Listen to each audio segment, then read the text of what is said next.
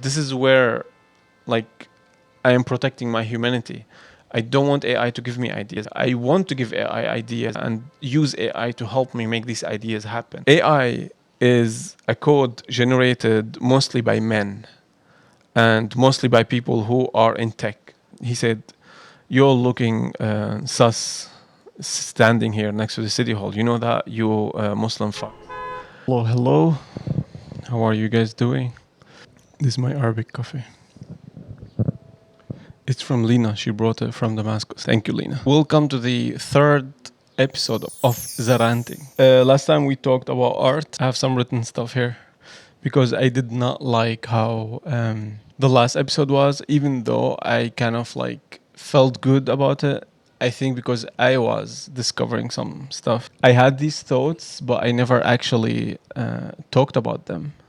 But then when you talk about them, you discover new things about yourself. And that's why I like the last episode personally. But maybe other people don't like it, which is fine. I'm still discovering, I'm still trying to figure out why I'm doing this and what do I want to do with this. It's just something that's making me feel good. Very much like an art therapy. It's a therapy for my artist self and filmmaker self. Anyway, we talked about what is art last time and what I thought about art, how it's a language. I'm not gonna go through it.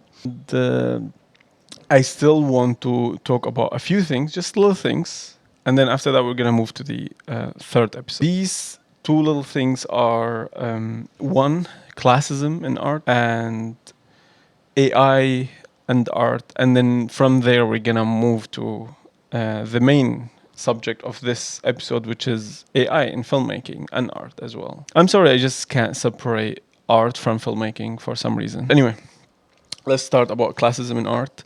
Classism in art is very similar to when I talked last episode about artist and fartist or F artist that I called them. I was shy to say that name, and after the episode, I was like, no, I should say it because people when they do their own subject of art, when they do their own project, they like it and they don't like anyone else's. That's why I call them fart. And a true artist knows the truth, knows that we're all getting inspired by a bigger thing. It's like bigger than us. And your translation to that bigger thing is what I admire. I don't know, I kind of like choose this background because it's an AI episode, so I wanted it to be plain.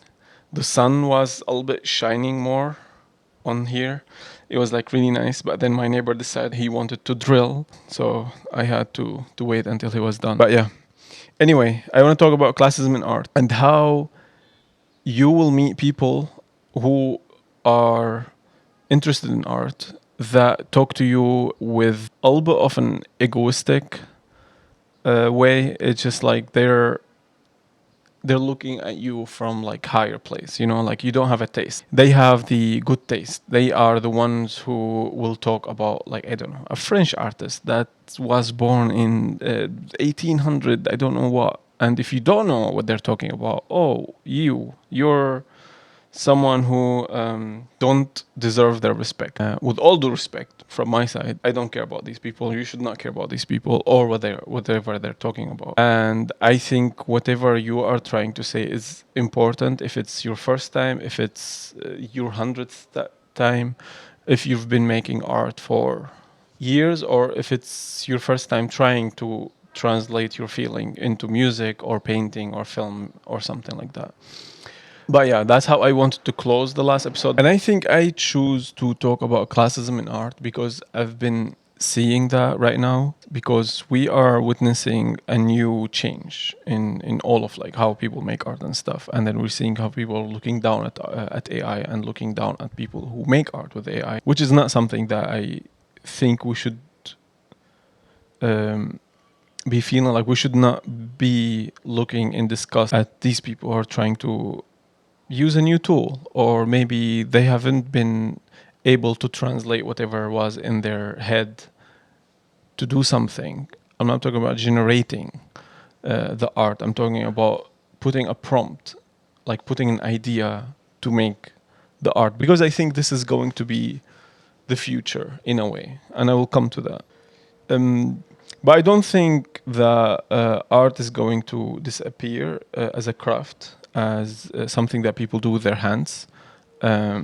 I don't think people will stop making things with their hands, and I think the art that we know now is still going to be around, but it's going to be more of an analog. What I think is going to happen is that people are going to depend more on AI and they're going to save time with AI things. And then we're going to start talking about how we talk now about digital and analog. I think people are going to be talking about with AI or without AI. And then the one without AI is the one that's going to be more expensive, the one that's going to be more time consuming and energy consuming, and the one that's going to be required also probably more professional people, because this is where uh, like this is where even beginners start like will be able to start to do professional stuff even though they're beginners. It's just because like the AI is built on a bigger basis. Did you guys see the ads or like the BTS of that film that's been shot in gray rooms with only some props and with actors? I don't promote the platform or the director or whoever did this, but this film is shot with professional cameras, everything. It just gray rooms. They gonna kind of generate the environment around these actors with AI. And yeah, is this the future of filmmaking? Is this what we're going for? What we're going to witness in the next few years? We don't know. Did they save money? They did. Did they save time? They did save time. Did a lot of people lose their job? They did, because now you're getting rid of set design, you're getting rid of production designer, you're getting rid of a lot of PAs. So all of these people are not working because you can generate everything um, on that gray walls. But also at the same time, could it be that set designers and people who work in production design are the one who are going to learn how to use AI to generate that? You know what I mean? Um, yeah, that's what I'm trying to figure out. To be honest, in my head, sometimes just like thinking, like, is this where we're going? Like, if you are a gaffer, are you supposed to be like in 10 years someone who knows how to use all the AI tools, just in case they shot something and then they hire you to do like fix the light or something, or maybe they didn't use light at all, and now you can light it with, I don't know, with the DP or like the director sitting next to you. You know, like what exactly when you're editing. So like let's say you edit the film, you light the film, and then you color grade it, and then you do the rest of the stuff. But like the steps will be like you'll add more stuff in your post production than production. And that's where like I always think maybe we're saving time in production, but we're also using more time in post production because you'll have to generate all of these stuff, and yeah. Besides, like that's being very bad to the environment. Um, but I think in the US that's like something people are not discussing at all. But yeah, that film, it looked just like any other films, just except the rooms that they were shooting in. I think it was one studio, just like whatever lighting they had, and they were they're making a film, and gonna generate it with AI, which is crazy. I saw I saw a reel on Instagram that's generated with AI. And I thought it was really cool. Also, since the Knicks and Spurs was happening, I think someone generated with that tall French guy, Wembanyama, I think his name.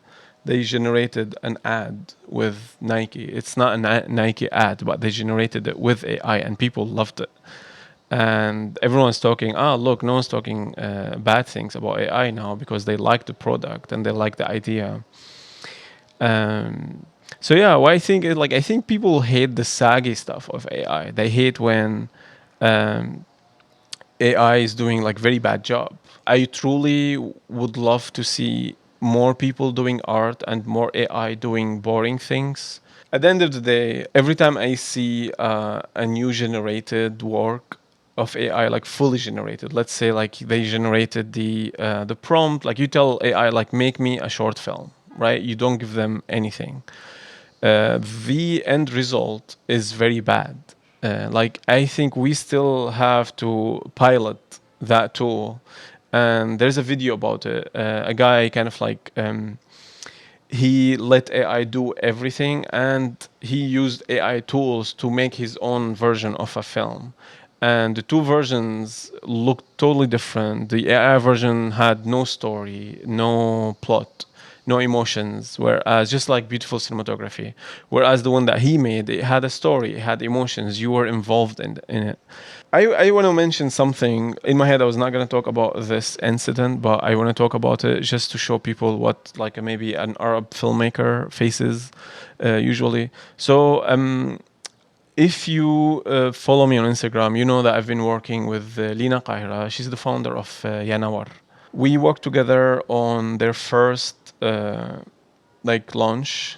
It was like a bunch of women clothes, and I really enjoyed working on that project. We planned so much for each character, each set, and it was beautiful. And for her second launch, the men's launch, we like I wrote a small treatment because she was like, "Listen, for this one, I don't have any budget." But I really wanted to be involved because I was involved in the first one already. And for the second one, I had a strong idea that I also could use for my portfolio. So I kind of like pitched the idea. She loved it. And then we went on the street to shoot it. We were four people, Yazan the model, Lina the owner of the brand and the stylist on that day. Batul is a producer, was the producer for this project. And I was like directing and DPing with with my camera, the Sony. It's a bulky camera, so I had to hide it in a like shopping bag. Anyway, on that day, I have a shot list, and if you worked with me before, you know that like when I'm putting a shot list together, I really kind of like put so much into it to the point where like we have 10 minutes of probably time to be loosey between takes because I want to like push myself, I want to push my team, because the more we do, the more we learn and the more we can get out of that project. Sometimes I take my time, and sometimes I think like if like a character crossing the street, I really don't need a lot of time. But if the character is standing in an emotional way and that's going to be the closing shot, I'm going to take my time.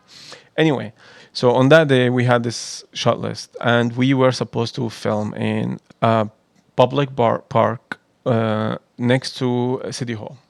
We enter the City Hall park. The character that I'm shooting, he's like the model. He wears a kufiya. This man who was standing next to the door, he was like eyeballing us from the beginning. I saw him. He's like a worker. He had like hammers and a box of gears, and he was drinking a beer. And he was just like looking at us. I was like, okay, whatever. We look interesting. So I sat down. I was supposed to change the lens. I didn't have an AC. So this guy comes to us, and I'm like working on my camera. Yazan just like he took his bisht down, put it on the seat. He's kind of like trying to take a breath because it was hot. Batul, the producer, she's producing like her big pilot and directing her. Sorry, she's directing her big pilot of Ajnabiya. So she's on the phone on a very important phone call, and we didn't want to disturb her. It was a break anyway. We're just like trying to drink some water and stuff. And Lena was just like standing next to us, looking at the shots, looking at what we're gonna do next. And then this man comes to us, and he's like, "Mind you, we're all Muslims. We're all like Arab Muslims." He said, "You're looking sus, standing here next to the city hall. You know that, you Muslim fuck." In my head, usually on another day, I will like beat the crap out of him. Like on another day, I don't know why. I don't know why on that day I was so patient with him. Yazan, though, he was like trying to yell at him, and I was like, Yazan, chill. Like you're already tired. You're sweating. Please sit down. This man like kept yelling back and forth with Yazan, and I looked at him. I was like, bro, peace, please, just leave us, peace. Like we don't want any problems. Um, now I think about it, like it's the right decision, because after he left, he came back and he was like, and by the way, I support Israel. And I looked at him, I was like, okay, bro, good job. I love you. Can you leave, please?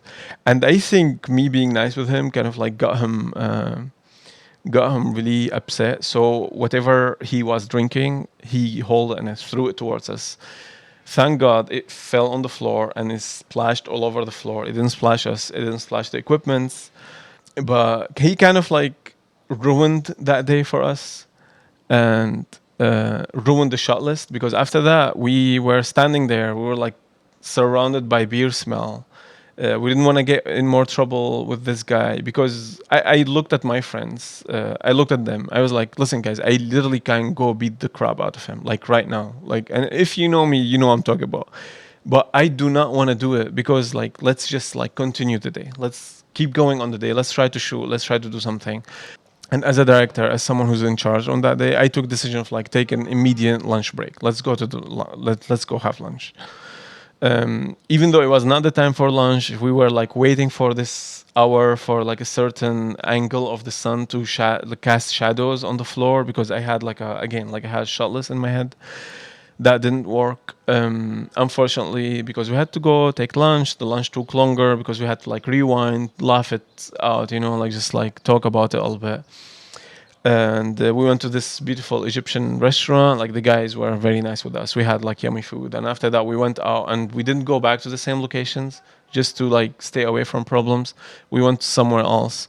I was lucky with one shot, but the rest, like, I was not happy with them. But what can I do? But then here, like in such a situation, I think if I could use AI to generate some shots that I was imagining, since I already have the shots, like I already have the shots from that day with the character, with the atmosphere that I'm talking about. All I need is like maybe a very wide shot from far away of the guy walking on the street. I think, from my moral perspective, if in this situation, if I generated an AI scene, um, because I couldn't get it, and because I can't get the model come back, and I can't get the rentals of these specific lenses, because like if you use certain lenses, the color is gonna look off if you use different ones, and also like that day it has like a certain lighting. Maybe AI is gonna be able to copy that lighting and scene and stuff. So yeah, maybe in this situation I'll be able, like morally, to use AI, especially that we were attacked in a very Islamophobic and anti-Arab way. But anyway, that's what I was trying to say. Like, I think that's gonna save people energy. That's gonna save people money, and it is not as bad as people think. And I really wish people stop attacking AI like that, because I saw this beautiful AI generated film about time. And if I'm able to put it in the podcast, I'm gonna put it with the credits, of course. But if not, I'm gonna put the link in the description so you can go watch it. It's such a beautiful idea, such a creative idea. If you're gonna make that with actual, uh, like, production, the cameras, the lenses, the props, the people, like the amount of talents you're gonna need is crazy. That's a lot of money. Whereas this guy probably made it with the whatever subscription he paid for these AI tools. Um, but yeah, I truly think, for me, as Ahmed, as someone who considers himself an artist, as someone who loves art, I think AI is going to be a very useful tool in the future. But I also think, and this is when I want to move to the next idea, that we are right now the golden generation of filmmaking, not just filmmaking but art as well, because we are the one who are stuck between the very old analog, time consuming, energy consuming, and also money consuming tools, and the future that we don't know about a lot, but it's going to be like very little time, very little money, but probably also a lot of impact on the environment, which is not good. Of course, not good. Um, But again, probably my European friends would understand that more than my American friends, because I haven't seen a lot of American people who talk about environment, to be honest. Whereas when I was in Europe, I was surrounded by environmental ideas, environmental revolutionary ideas of like how to take care of environment. I've witnessed friends going vegan for the environment. I'm not saying you should go vegan. I'm just saying how the mentality is different. And a European person would never use an AC, whereas American person, AC is like a mandatory thing in summer. I'm not attacking any side. I'm not siding on any side. I'm just trying to say, uh, please understand that people are gonna have also different approach to AI. You're gonna have like, for example, Arab countries right now, and probably like any other countries that are suffering economically, where like filmmaking is not even that approachable. Like here in the US, I'm pretty sure you can do something with a phone because you can grab your phone, and or like maybe I don't know if you have a camera. It's what like $4,000 or like $2,000. If you work hard enough here in this country, you'll be able to do that. Whereas like maybe in places where $1 equals like 50 or 100 or 200 of that economy, it is very hard to get that camera. It is very hard to get that phone, and it is very hard to get these people together and then make something together. It's not that easy. So I think people who live in this time have the responsibility to shape the future of how they use AI. Because what I've been witnessing is that in these areas, like the poor countries and countries where like they can't afford filmmaking tools, they are depending more on AI, and they're doing also crazy stuff with it. Like I've seen a guy who has been hired a few times to generate AI ads. They look AI again, like the weight of the people, the way they talk, and everything. They look AI, but people are loving it, and all of these product company, like all of these companies, are also loving it, and they hiring these people for the fraction of the money of what it could have been if they wanted to hire um, a production company and everything that comes with it. So yeah, we are on a historical curve when it comes to filmmaking. I'm pretty sure everyone agrees with me. I'm not like discovering like freaking I don't know gravity here or something. What I'm trying to say, we are the golden generation in the history of filmmaking because we are the ones who are gonna shape how filmmaking is going to be. We are the ones who are going to shape how much of a human touch is going to be in the next generation of filmmaking. We are the ones who will be also responsible of what the next generation or the next few generations are going to be consuming, because we were lucky enough to consume art from actual filmmaking, actual directors, producers. We're lucky enough to hear the stories of how they made certain films and how the actor went on like 2 weeks of isolation just to get into the character and stuff like that.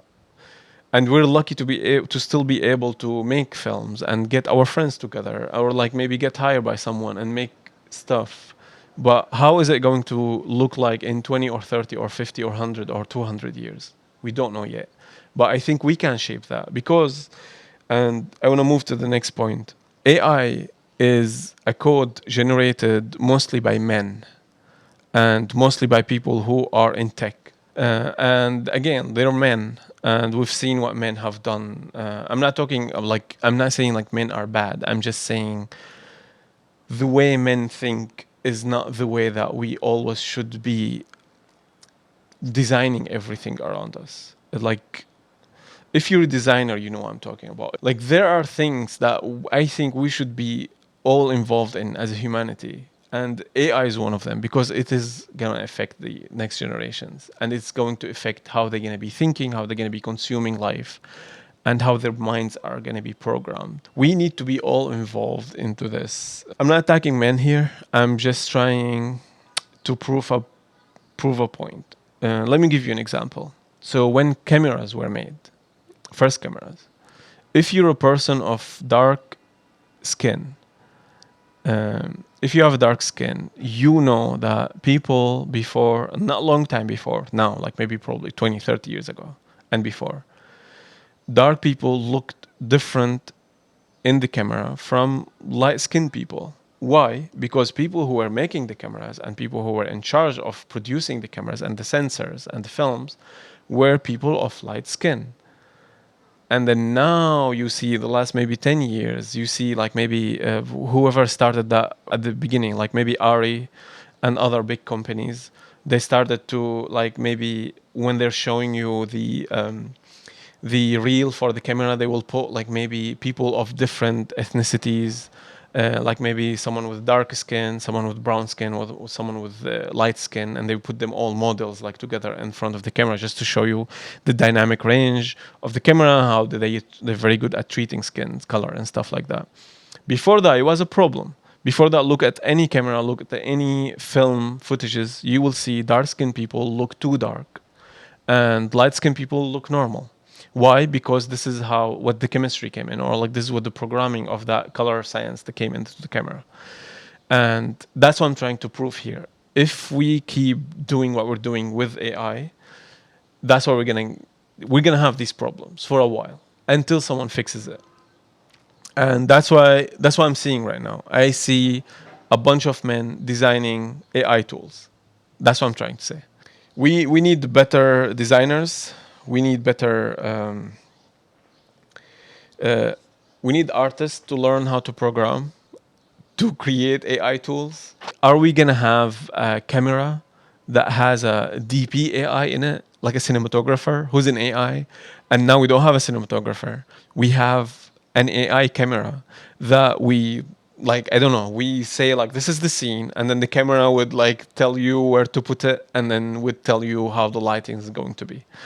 Um, I don't know. I feel myself right now, like whatever ideas I'm having right now, is exactly how people felt about the 2030s and 26 when they used to make science fiction movies with like flying cars and stuff like that. And I'm just like imagining that right now. Like, are we gonna have a gaffer who's like AI, powered by AI?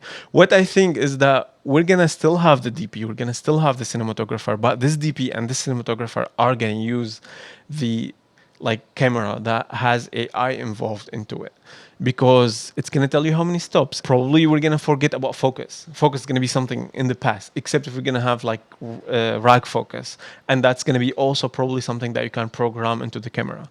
Lighting is the same. Maybe we don't need to do people Hollywooding things anymore or stuff like that. So all of these things, I'm so passionate about this because like I love thinking about it, and I think people should think about it, and I think people should kind of like try to solve these problems. I wrote in my notebook here, I think everything about filmmaking will be different from what we know now, because since filmmaking as an industry started, we've been making films the same way: a subject, a camera, lighting, sound, and action. With AI, right now, we are able to manipulate all of these steps just by a prompt. Hold for sound. And that's true, because now you're able to change the subjects in the scene. Like, let's say, do you know this meme of people forgetting teacups or other stuff on sets? I know it takes a long time to mask them and retouch it and stuff like that, but now with AI, it's just gonna probably detect it and remove it by itself. Like, and I think now with AI, we can manipulate all of these steps. We can manipulate the subject, the camera, the lighting, the sound.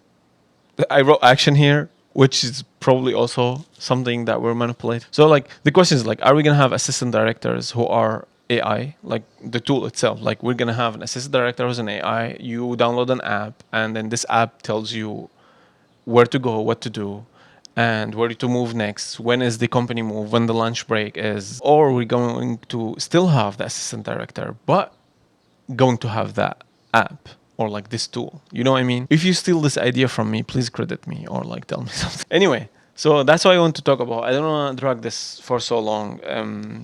I just wrote here like a last question for me to answer. Am I going to use AI in my work? Yes or no? I am already using AI. As I said, I'm gonna enhance the voice of this video, of this very video. I was thinking about using AI for my project that I shot with Yanawar to generate the shots, but then when after I came back home, I realized that I have enough. I don't need to. Would I have used it if this was a paid project, or like if it was like a bigger scale with, I don't know, something that was like more on the line? I think so. I'm still thinking about using AI.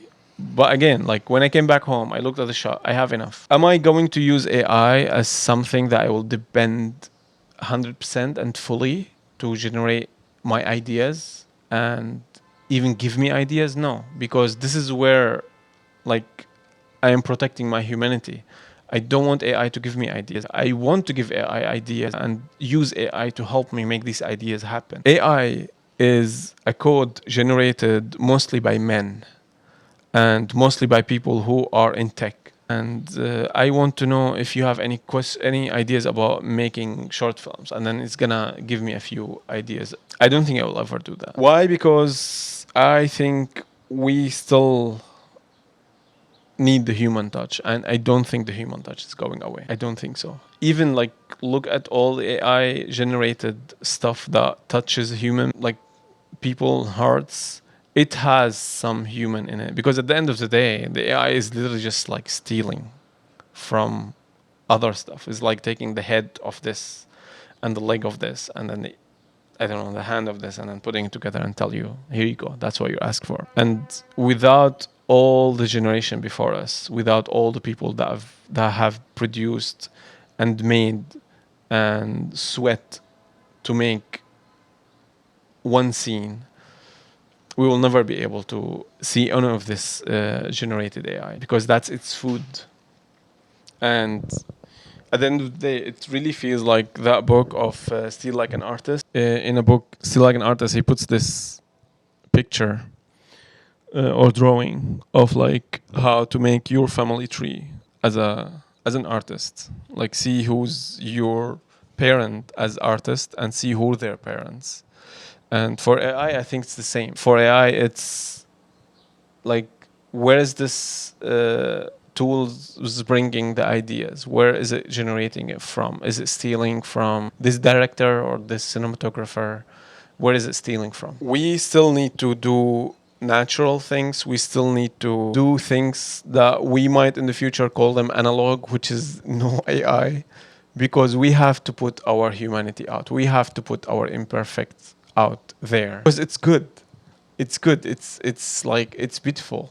I'm gonna take a quote from this book, and I think I'm gonna close with it, which is, you don't put yourself online only because you have something to say. You can put yourself online to find something to say.